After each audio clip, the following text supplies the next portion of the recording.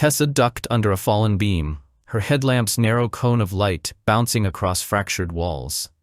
The shaft smelled of scorched rock and dust, the aftertaste of the tremor that had rattled the colony an hour ago.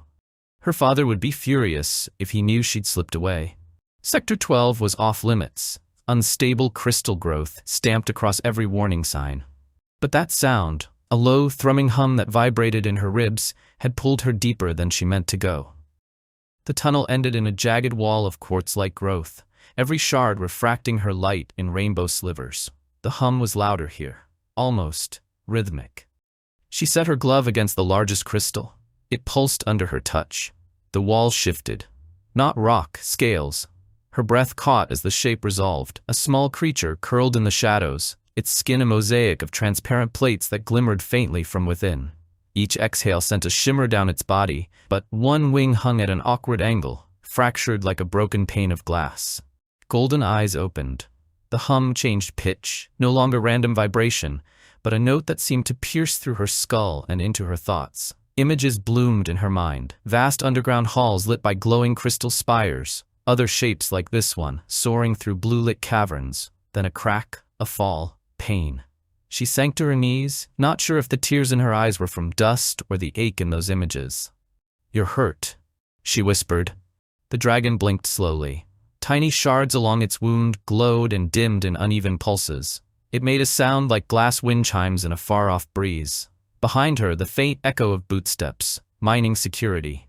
The dragon's gaze locked with hers again, and she felt the plea without words. "Help me."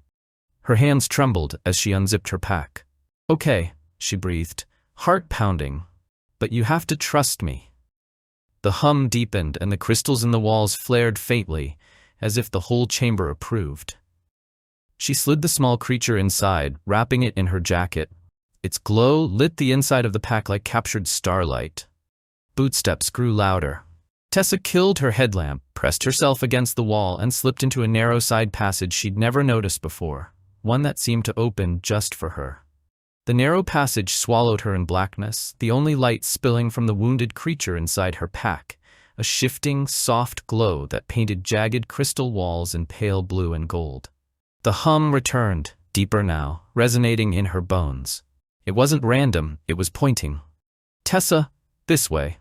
The voice wasn't sound, it was a current in her mind, an urging. She turned down a fork she would have missed, a slit in the wall no wider than her shoulders. Bootsteps pounded behind her, voices echoed, muffled by the twisting corridors. "She went this way. Check the scanner, there's energy spiking in here." Her pulse hammered. If they got close enough, the glow from her pack would give them away. She hugged it tighter. "Shh," she whispered to the dragon, absurdly as if it could understand human words. It did understand. The glow dimmed, sinking into a faint ember's pulse. The floor tilted steeply downward, slick with mineral dust. Tessa's boots slid. She barely caught herself on a jagged protrusion. Her gloves squeaked against crystal. Somewhere deeper in the maze, a sound like a far-off waterfall echoed. Or was it 1,000 glass chimes in the wind? The hum flared again, sharper, left. She ducked into a chamber where the walls bent inward, meeting above in an arch of interlocked quartz. For a second, she thought they'd hit a dead end. But then the dragon pulsed bright, and a seam appeared in the wall ahead, the crystal trembling and parting, just enough for her to slip through. Behind her, the bootsteps stopped. The security voices were confused now, arguing about the scanner readings. On the other side of the seam, the air grew cooler, damper. Light refracted strangely, as though the chamber was half filled with water, but there was no water. Just crystal so pure it distorted everything. The hum in her skull steadied, becoming almost a lullaby. Safe? For now. Tessa sagged against the wall, the adrenaline burning out of her muscles. She pulled open the pack just enough to peek inside. The little dragon met her gaze, eyes glowing faintly like twin suns trapped under glass. She realized she was breathing in sync with it. "All right," she whispered, voice shaking but certain. "We're getting you home, wherever that is." The hum warmed in her chest. Not words exactly, but a single feeling. Together. Night settled over Reneth 5's mining colony in a haze of dust and reflected neon. From the main street, the air smelled faintly of ionized metal and fried street food, the ever-present tang of a place where machinery outnumbered trees 1,000 to 1. Tessa kept her hood up, the straps of her pack digging into her shoulders. Every step, she expected a mining security patrol to step out from an alley and demand to see inside. The dragon stayed silent in the pack, though its glow, carefully muffled with her jacket, painted the inside like moonlight under a blanket. Her Uncle Joran's shop sat at the far end of a narrow lane, its sign a simple swirl of silver wire and crystal chips. Most people knew him as a master jeweler, but Tessa knew the truth. Joran could fix anything. His hands weren't just nimble, they were patient, deliberate, able to coax broken things back to life. The bell above the door tinkled softly as she slipped inside. Warm lamplight spilled over workbenches crowded with tiny vices, magnifying lenses, spools of fine wire, and trays of raw and polished stones. The smell here was a comforting mix of oil, metal filings, and crystal dust. Her uncle looked up from his bench, lenses pushed high on his forehead. "Tessa, it's late. Your father." "Please," she interrupted, voice low. "I need your help, and you can't tell Dad or anyone." His brows knit together, but when she shut the door and slid the latch, he didn't argue. "All right, what is it?" She hesitated, then unzipped the pack. The light spilled out first, soft, fractured glows dancing across the cluttered walls. Then the dragon's head lifted, eyes reflecting the lamplight like molten gold. Its damaged wings shifted, metal-like struts bent at unnatural angles beneath the crystalline plates. The fractures along its body shimmered faintly, each crack like a fault line in a stained glass window. Joran froze.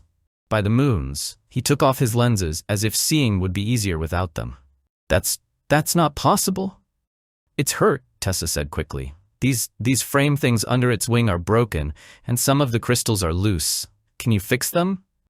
He leaned closer, careful not to touch, his eyes tracing the metallic lattice embedded in the dragon's body. "This isn't metal like we use. It's something fused with the crystal at a molecular level. Repairing it?" He stopped himself, shaking his head. "I can try." The dragon's gaze slid to him, unblinking. A low hum filled the shop, vibrating the tools on the bench. Joran glanced at her. "It's talking to me, isn't it?" Tessa swallowed. "Yeah, it does that." He took a deep breath, then cleared a space on his bench. "All right, girl, shut the blinds. If anyone sees this, we're both in more trouble than I can fix." Tessa pulled the blinds tight, shutting out the street's shifting neon. The shop seemed smaller now, the warm lamplight pooling over her uncle's workbench where the dragon rested. Its glow mingled with the light, scattering prismatic flecks across Joran's tools. Joran worked silently for a moment, just looking, eyes moving from the bent metallic struts under the dragon's wing to the fractured crystal plates along its flank. "These aren't fractures like I've seen in any stone," he murmured. "They're alive. They're healing, but slow, too slow." The dragon shifted its weight, the damaged wing shuddering. A faint, pained chime ran through the air, like wind through a cracked bell. Joran's voice softened. "Easy, little one, we'll go slow." He laid out his tools, precision micro-torches for fine soldering, a spool of conductive filament thinner than a hair, a set of crystal clamps cushioned in soft felt, and a magnifier that slid over his right eye. Tessa stood beside him, hands curled tight at her sides. The hum began again, deeper now, coming from the dragon and the crystals in the shop. It seemed to settle into Joran's chest as he worked, guiding the rhythm of his movements. First, he straightened the warped metallic struts, heating them just enough that they relaxed without losing their integrity. As he adjusted each one, the dragon flinched, but didn't pull away. Its eyes never left Joran's hands. "Talk to it," Joran said without looking up. Tessa blinked. "What?" "Talk, keep it calm, like you would with a skittish animal, except this one can answer without words." She leaned close, voice low. "It's okay, he knows what he's doing. Just a little longer." The hum brightened, a note of trust threading through it. Next came the crystal repairs. Joran used a special adhesive he'd formulated for bonding fragile gemstones, but the dragon's fractures seemed to pull the substance inward, absorbing it. As the adhesive vanished, the cracks softened, light flowing through them more evenly. "Never seen anything like this," Joran muttered. "It's drawing the repair into itself, making it part of the structure." The dragon's breathing steadied. It tilted its head toward Tessa and blinked slowly, the way it had in the cavern.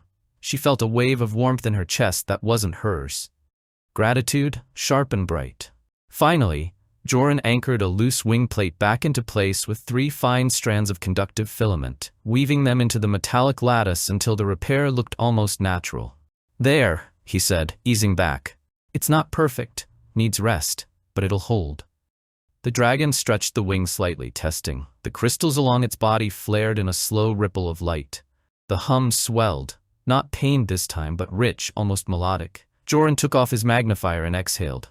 "Tessa, whatever this is, it's not just rare. It's one of a kind, and if the wrong people know you have it, they can't," she said quickly.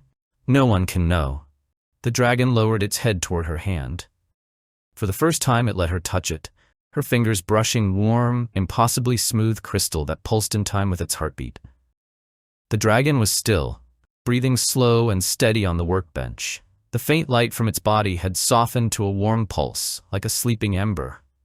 But in the dim shop, it still painted moving rainbows across the metal tools and half-finished jewelry pieces. Joran was wiping down his instruments when Tessa caught it, a shadow moving across the narrow strip at the bottom of the blinds. She froze. Another shadow joined the first, both elongated by the street lamps outside. Muffled voices.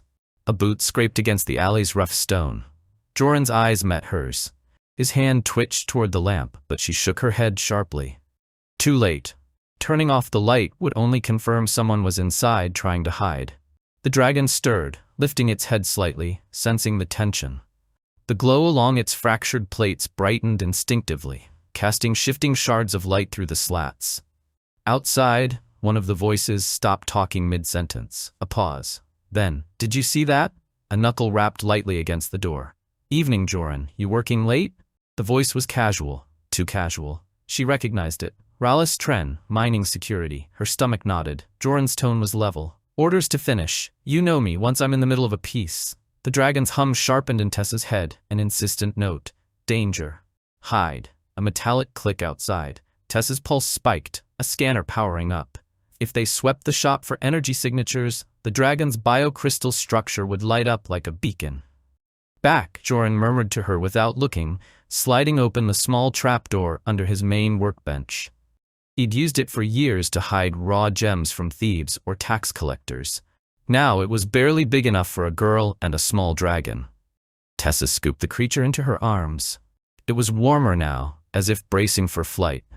She ducked under the bench, pulling the panel shut, just as the front door latch rattled. Through the narrow crack between the boards, she saw Boots step inside. Rallis's voice again. "Mind if I take a quick look around? Heard some odd readings in this sector. Could be faulty equipment, or could be something worth reporting." Joran didn't move from behind his bench. "Everything in here is worth reporting, to my customers." "You have a warrant for my shop?" The pause was long enough for Tessa to hear the faint whine of the scanner sweeping the air. It grew louder as Rallis paced closer, until the beam stopped right above her hiding place. The dragon's hum was a steady, low vibration now. She couldn't tell if it was fear or preparation. Then Rallis muttered, "Strange, it's spiking, but—" A loud clatter from the back room. Joran had accidentally knocked over a rack of silver wire. "Careful," he said dryly, "that's worth more than your scanner." The beam swung away. A moment later, the door shut and the latch clicked. Tessa waited for Joran's quiet knock on the workbench before easing the panel open. She climbed out, dragon still cradled in her arms, heart hammering. "They'll be back," Joran said grimly. "And next time, they won't knock."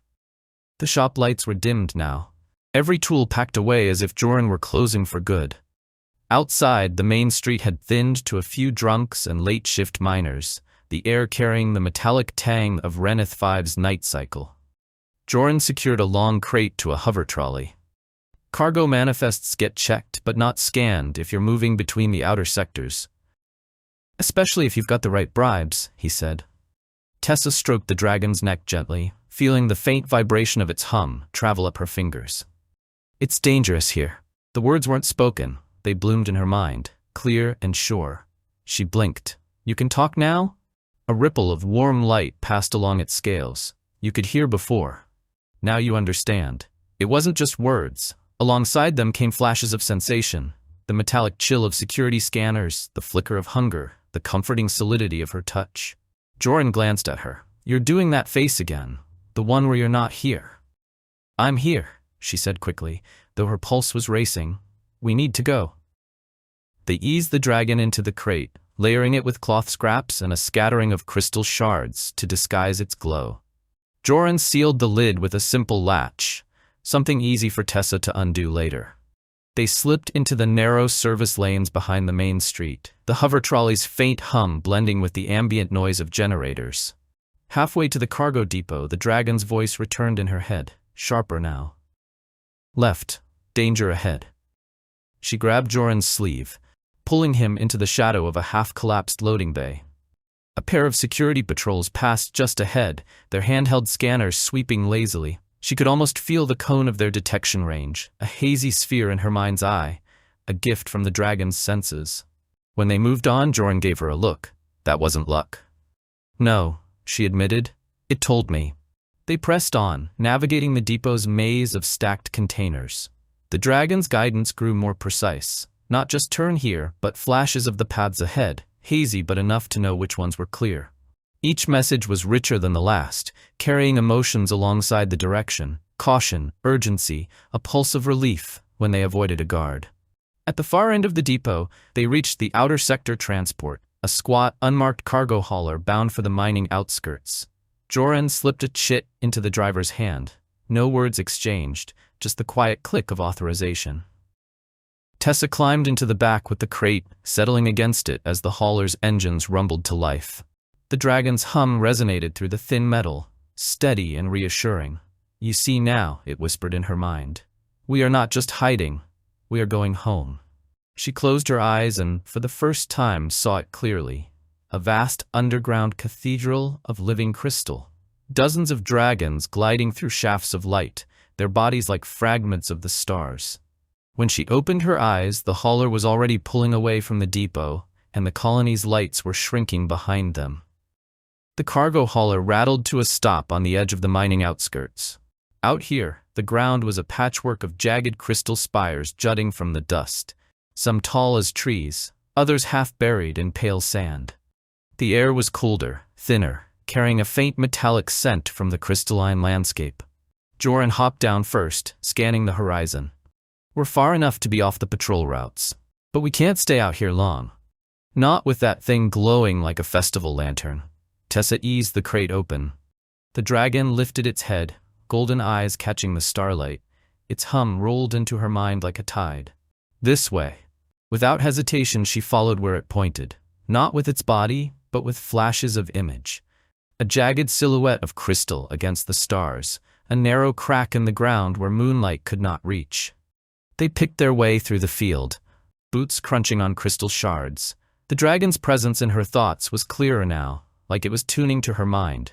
She felt its awareness sweep ahead, skimming the terrain for movement. "There are watchers above." She glanced up. On a distant ridge, a faint red point blinked. A mining drone scanning the area. They ducked into a hollow, waiting until the beam swept away. After another 10 minutes of weaving through the spires, they reached it. A fissure barely a meter wide, hidden in the shadow of two leaning crystal towers. From the outside, it looked like a simple fault in the ground, but as Tessa peered in, faint light refracted from deep within, shifting like sunlight through water. "This the place?" Joran asked, keeping his voice low. The dragon's hum warmed in her chest. "Home." Tessa's breath caught. The word carried more than sound. She felt its longing, the echo of a vast, luminous space far below, and the presence of others waiting in the dark. Behind them, the distant whine of a drone grew louder. Joran's jaw tightened. "We'd better move." Tessa glanced at the narrow gap. "We can fit. But once we go in, we're committed." The dragon's eyes met hers, steady and bright. "We are already committed." She tightened her grip on the pack straps. "Then let's go." One by one, they slipped into the fissure, swallowed by the shimmering dark. The fissure narrowed immediately, the walls pressing in with jagged facets that caught even the smallest glint from the dragon's body. Its glow, now unshielded, refracted wildly through the crystal, scattering dancing light ahead of them like a living map. The air grew cooler, denser, and smelled faintly of ozone. Tessa's boots scraped on smooth stone one moment, then crunched on loose shards the next. Every sound felt amplified, each breath bouncing back from unseen depths. Follow the light. The dragon's voice filled her mind, warmer and more resonant than before. She realized it wasn't just speaking. She could feel its balance shifts, the rhythm of its pulse, even the subtle tingling sensation of the crystal network responding to its presence. It was like stepping into someone else's senses. Joran followed close behind, his work lamp turned off, trusting the dragon's glow to guide them. "This place feels alive," he whispered. "It is," Tessa murmured, unsure if the words were hers or the dragon's. The passage widened without warning, opening into a sloping tunnel where the walls rippled with layers of translucent quartz. Faint vibrations thrummed through her boots, each pulse syncing with the dragon's heartbeat. "We are close." Images bled into her mind, not just sights, but sounds, smells, textures. She saw the underground cathedral from above, every spire a column of living crystal, glowing like frozen lightning. She heard wind-like voices singing through the stone, and she smelled the faint, sweet tang of mineral blooms that only grew near the heart. Then came something else, a flicker of fear.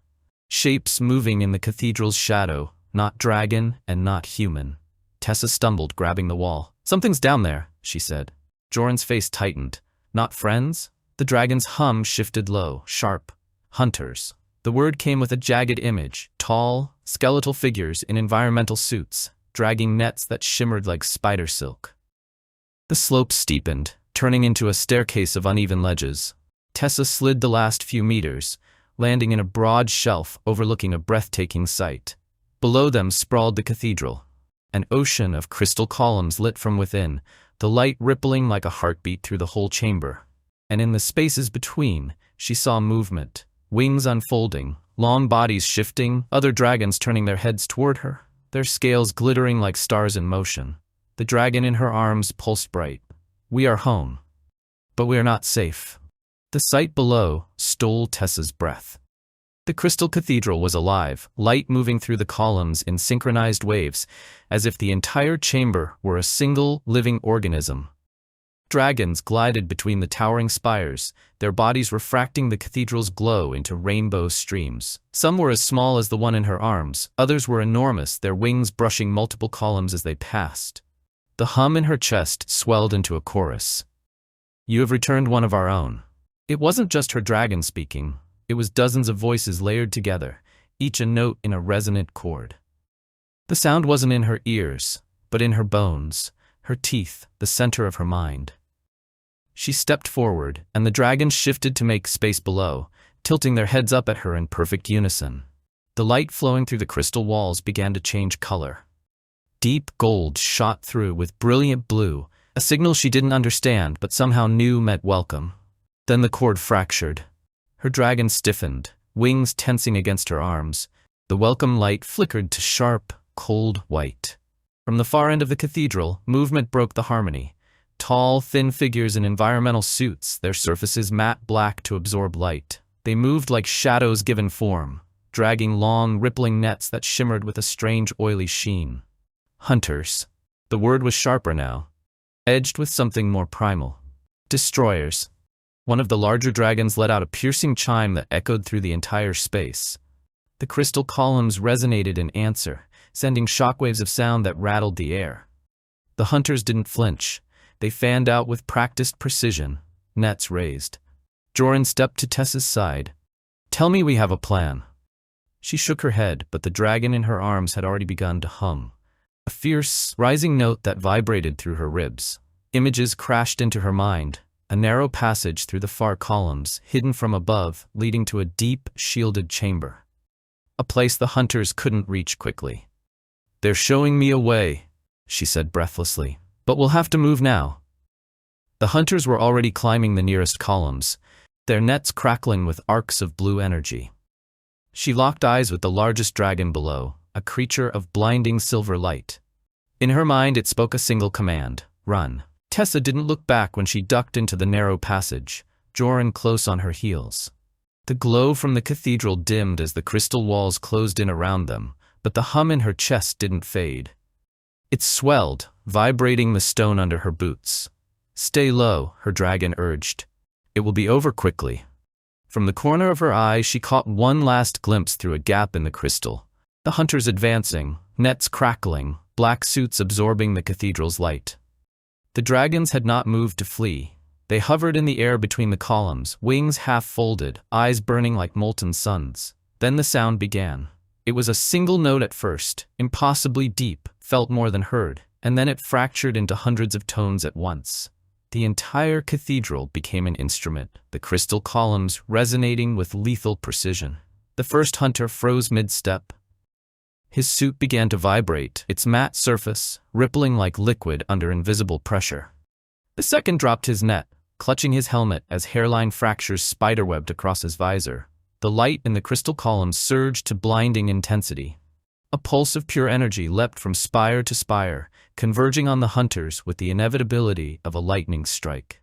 There was no explosion, no drawn-out battle, just a flash, a sound like glass imploding, and then nothing. The hunters were gone, their forms reduced to drifting motes that glittered for a heartbeat before vanishing into the air.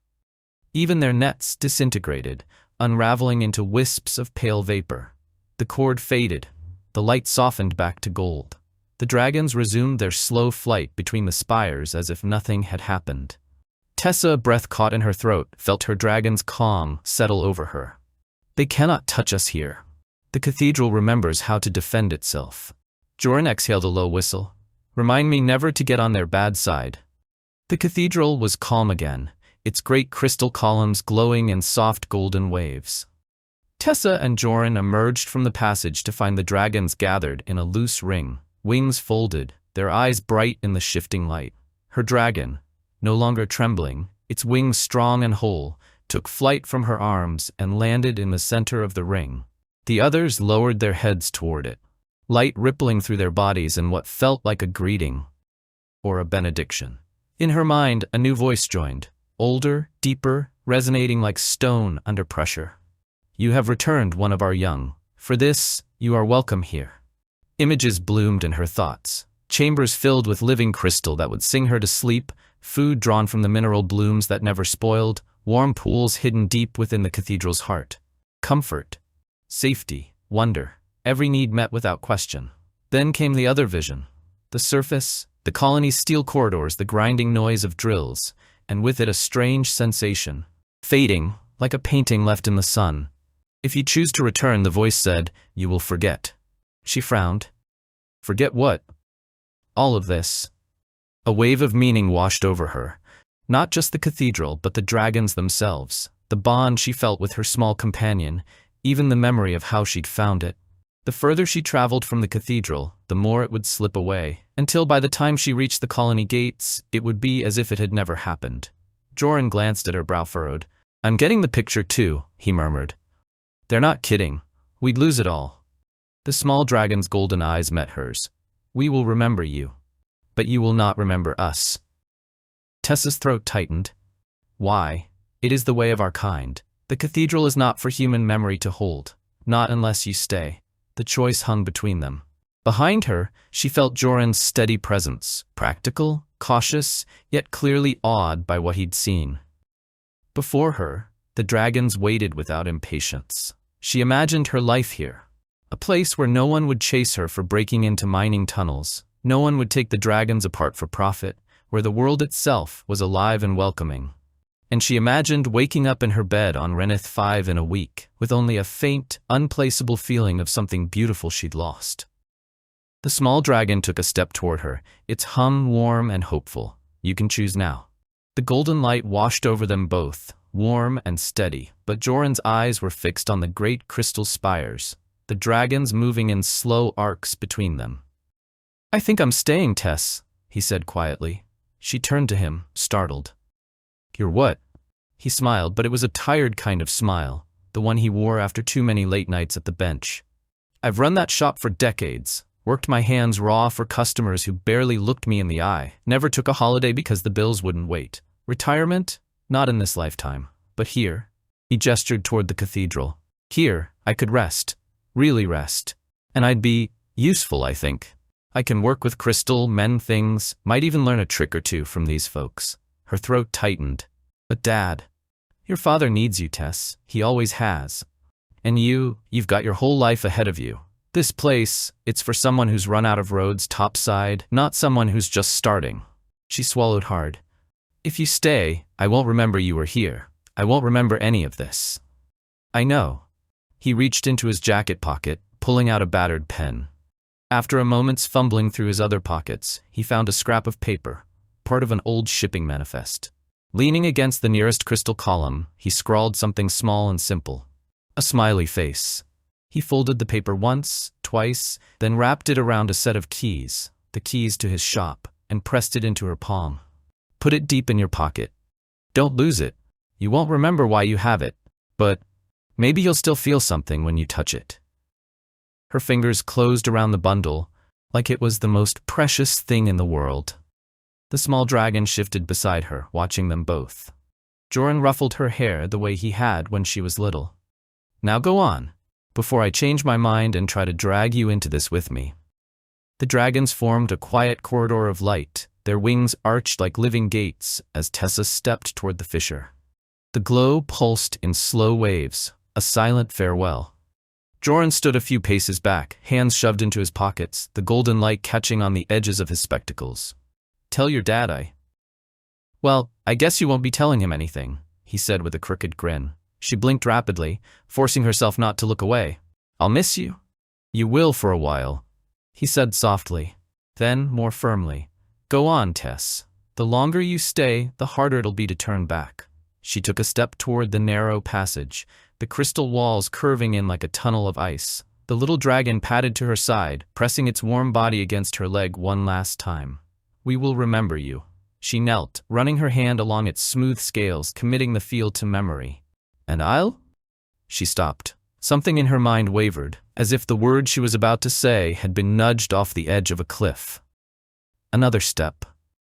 The hum of the cathedral dimmed, replaced by the faint crunch of crystal shards under her boots. The images in her head, spires, wings, Joran's smile, flickered like a failing signal. She reached into her pocket, touching the folded paper with the shop keys inside. For some reason, it made her chest ache. Halfway up the fissure, she paused, looking back. Joran was just a silhouette now, bathed in gold.